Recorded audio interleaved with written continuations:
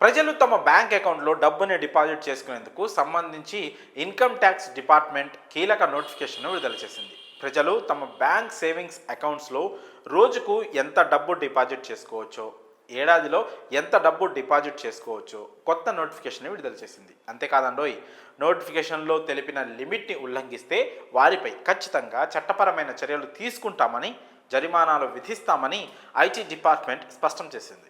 ఇక ఇప్పుడు bank savings అకౌంట్లో డిపాజిట్ చేయడానికి ఐటీ డిపార్ట్మెంట్ ప్రకటించిన కొత్త లిమిట్స్ ఏంటి, డిపాజిట్ ఉల్లంఘిస్తే ఎలాంటి చర్యలు తీసుకుంటారు, ఇంకా ఎంత జరిమానా విధిస్తారో ఆ వివరాలను ఇప్పుడు మనం తెలుసుకుందాం.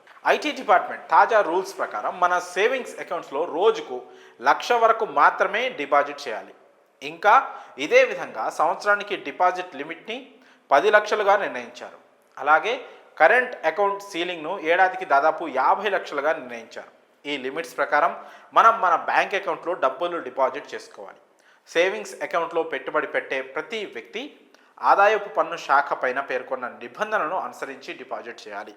ఈ లిమిట్స్కి మించి ట్రాన్సాక్షన్స్ కనుక జరిగితే సంబంధిత బ్యాంకులు ఐటీ డిపార్ట్మెంట్కి రిపోర్ట్ చేస్తాయి. అందువల్ల మనీ లాండరింగ్, అక్రమ కార్యకలాపాలను సులువుగా అరికట్టవచ్చని చెబుతున్నారు.